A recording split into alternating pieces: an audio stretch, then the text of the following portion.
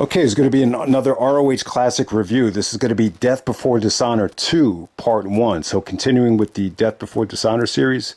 But yeah, Death Before Dishonor 2 was a double shot. I kind of feel like it's the most underrated Death Before Dishonor shows. I think the shows were definitely overshadowed by a lot of the great matches that happened in 2004. But I think from top to bottom, though, they really made an effort to make these shows consistent.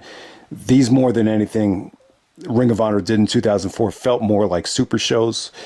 And yeah, so they ran the double shot. First night was in Wisconsin. The second night was in Chicago. So I'm just going to focus on the Wisconsin show here. And yeah, the one knock on 2004 after they left RF Video was the production values kind of sucked at first. That the lighting, guys were kind of overexposed. And, they looked a little bit washed out in certain shots.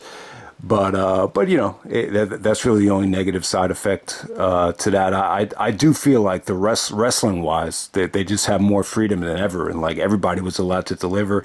It just didn't feel like any matches that you watched where you got the impression that guys were actually told, water it down or whatever.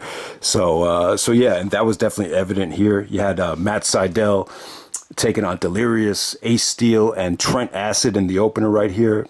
Four corner match that's pretty much thrown together. But at the same time, even though they got off to a slow start, I just felt like all these guys definitely delivered very dangerous spots here. There was actually a reverse Rana featuring all four guys that looked pretty sick. And, but yeah, just fast paced. I thought Sydal looked, you could definitely tell he was going to be a great high flyer. Him and Delirious, obviously they knew each other, so they worked a lot in the beginning of 2004.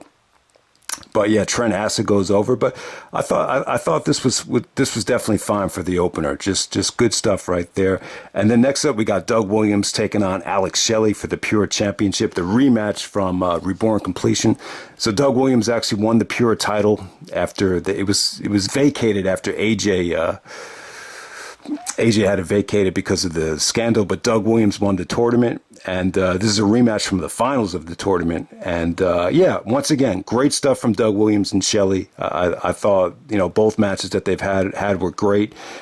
This is great stuff once again. The rope breaks didn't really come into play in this match, though, but I'll tell you, great chain wrestling, great counter wrestling.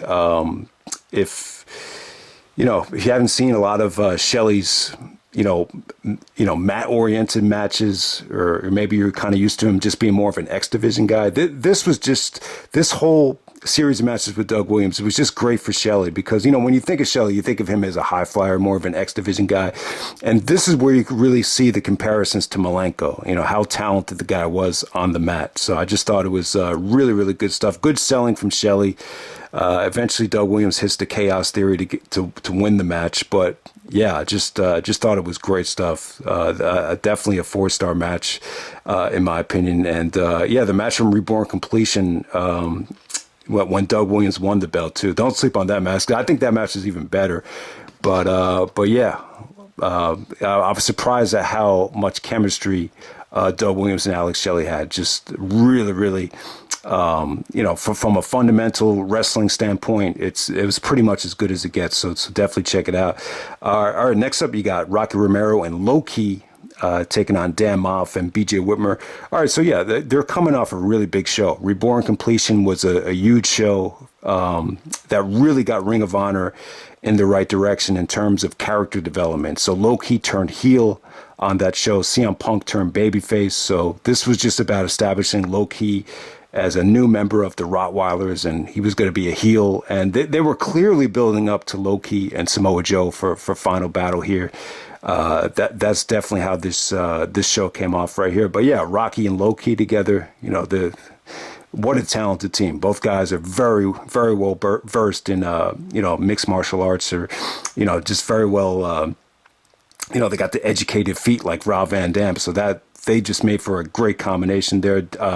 So yeah, the match, I would definitely say that it was a little bit of a slow burn because Gabe was trying to sell on commentary the reasoning behind Loki turning heel. So Loki was just kind of working over, Moff and Whitmer the whole match, and very methodical, picking apart the body parts. But slowly but surely, the match kind of turned the tide, and Moff actually hit a double suplex on Rocky and Loki at the same time. Whitmer got the hot tag, and once they got Julius Smokes out of the way, Whitmer hit some beautiful T-bone suplexes.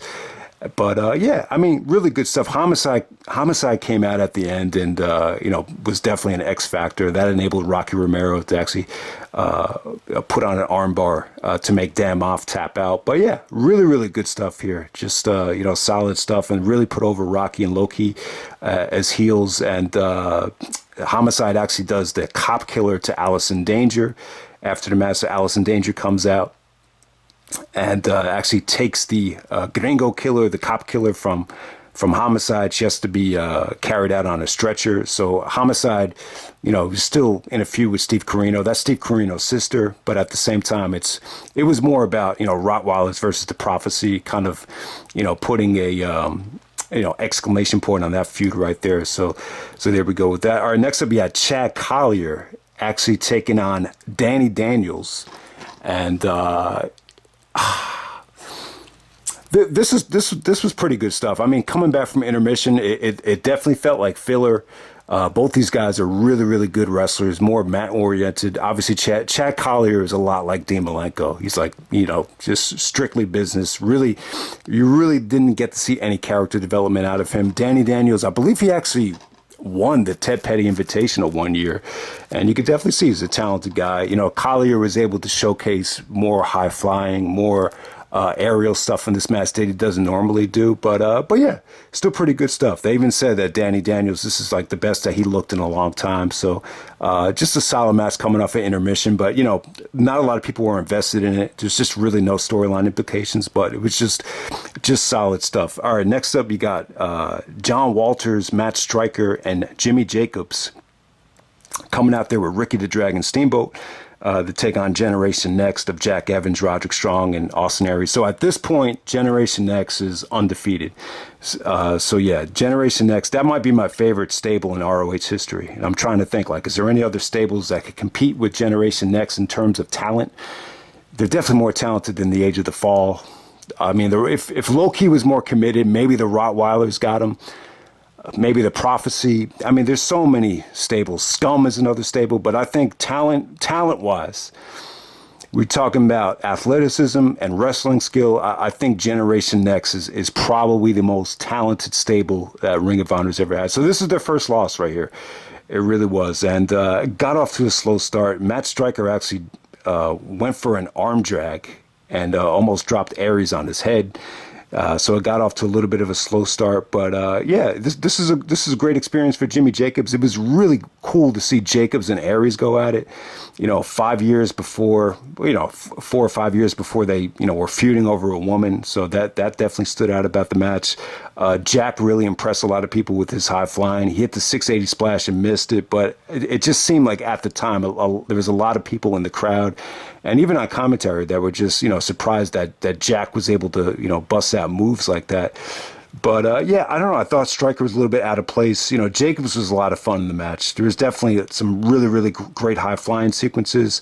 You could just tell that Aries was the breakout star of 2004. You could just tell Gabe was almost had an erection just talking about the potential of Austin Aries. And then little did we know, he ended up winning the Ring of Honor title later on that year. Roderick was all right. He was a little bit more beefy back then, just not quite as seasoned as he would become, but you could just definitely see the potential in all of these guys right here. But Matt started breaking down. He had interference from Alex Shelley, and Ricky Steamboat tried to play the neutralizer, and then John Walters actually busted out a really innovative submission variation of an arm breaker to make. I think it was Jack Evans that tapped out right there. But yeah, really good 6-man tag. Could have been a little bit better.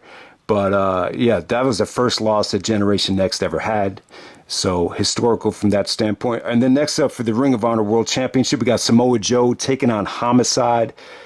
Yeah, so the Joe and Homicide feud was huge for Ring of Honor. I mean, this is one of the best feuds that the company's ever had.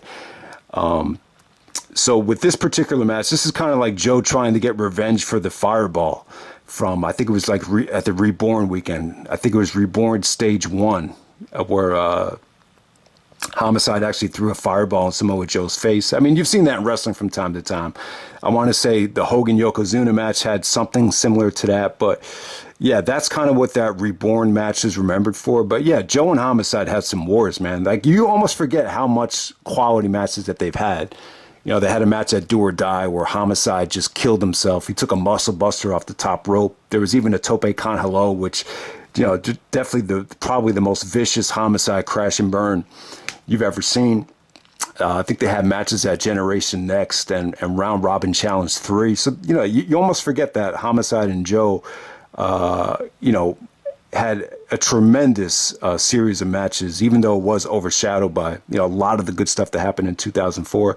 But to me, this is the best Samoa Joe and Homicide match. I thought Joe looked amazing here. I would say from, you know, after Joe had that match with Punk at World Title Classic, you could just tell Joe's conditioning and his, you know, just his matches just went to a different level. And you could even see it with the Ted Petty match a couple months later. Like, that was the best Samoa Joe I've ever seen. And you even, in my opinion, you saw it come out here against Homicide even more. Just the strikes, the quickness, the transitions. Joe was just, you know, slapping the taste out of Homicide's mouth. And obviously these two guys are friends. You know, the Ring of Honor roster is very tight at this time. So you could just tell Homicide and Joe were very comfortable just stiffing each other as hard as they could. And yeah, I mean, there was some really nasty sequences here. Homicide was mocking Joe with the ole ole stuff, and then Joe actually catches him and gives him a belly-to-belly on the bubble basketball court, and Homicide's in such pain that he actually has to slap the guardrail just to kind of get through it because he was in so much pain. But yeah, Homicide kind of played an asshole in this match. They talked about how this is not the honorable Homicide from 2003, as he's about to go for a tope, then he gives the crowd the middle finger. So you had a lot of that going on there. The one drawback of the match, though, is that this is the problem with the Homicide Joe matches. Like, Homicide's finishers are so difficult to pull off because obviously there's no way you could get Joe up for a cop killer because he just weighs too much. So Homicide's moveset was a little bit limited, but at the same time, you know, Joe was just giving Homicide everything. Homicide kicked out of the Muscle Buster, kicked out of the Island Driver. I don't think anyone's ever kicked out of either finish from Joe. So it put over Homicide, even though he loses it. Then all of a sudden, Joe just gets really pissed off, starts giving him Kawada kicks, starts giving him, you know, knees to the face, and then he gives him the choke to make Homicide pass out. And then Loki and Rocky Romero come out, and then they beat up Joe. And then Loki starts spitting at the Ring of Honor Championship. Homicide starts, you know, spitting and disrespecting the ROH title. And yeah, it was they came off like asshole heels at the time. I mean, you know, they're in the midst of, you know, acting like this is the most prestigious title ever, and then to spit on it like that, it's you know, disobeying the code of honor. So they were clearly building up to Loki versus Samoa Joe at Final Battle, and yeah, so there we go with that. And then the main event, we got CM Punk and Colt Cabana taking on the Briscoes for the ROH Tag Team Championships. This is 2 out of 3 falls. Awesome match right here. Really, really good stuff. This almost went about maybe 35 minutes, so it definitely got a lot of time. I think Punk and Cabana actually won the belts at Reborn weekend in Chicago. I guess it was Reborn Stage 2. And then they lost it at the Round Robin Challenge, and then I think they won it back before the show was over. So that's the cool thing about the Round Robin Challenge, is you could actually lose one of the belts and then win it back, you know, at the end of the show. And that's what happened with Punk and Cabana. So it'd be cool if they do that in AEW for the world title situation. But yeah, this was cool to watch because, you know, the Briscoes are probably coming to AEW soon. I know a lot of people were disappointed that they didn't debut yet, but it's definitely coming. And you never really got to see Punk, you know, square off with the new and improved Briscoes from like 2006 on, when they got a little bit more stronger and more athletic. This is still like the initial stages of the Briscoes where they're still learning and they're still kind of skinny. But yeah, but the Briscoes were still good though. You know, Gabe even said on commentary that, you know, Jim Cornette and the Briscoes really brought credibility to the Ring of Honor Tag Team Championships. So, yeah, this was cool. This is 2 out of 3 falls. It was very long, but at the same time, it was a combination of just, fundamental old school wrestling blended in with a lot of, new age athleticism, some beautiful sequences here. There was this sequence during the match, and it's one of the best sequences ever. Like there was like 4 moves in a row, and it ends with Punk giving a Shining Wizard, but it was just like bang, bang, at one after another. It just came off great. But yeah, so I thought that was cool. Let me see. Jay actually got the first fall with the J Driller. Colt Cabana got the second fall with, kind of a variation of a backslide. And then Punk got the third fall with the Pepsi Plunge. And that's the thing, Punk hasn't done the Pepsi Plunge in a long ass time. But yeah, the fans were actually chanting Pepsi Plunge before Punk hit it. And yeah, he got it. So yeah, awesome match right here. It's a match that could still happen potentially in AEW. I don't know if Colt Cabana is in a position to wrestle at this kind of shape for 35 minutes anymore. But yeah, I would love to see it if they could do it again. But yeah, that's CM Punk and Colt Cabana versus the Briscoes. I would definitely say Joe versus Homicide was the match of the night. But the double main event, I think both matches are really over the 4-star level. And yeah, this show from Wisconsin right here, I'll give it a thumbs up. From top to bottom, this is a really, really good show, especially for 2004 standards. So hope you guys enjoy the video, and I'm out. All right.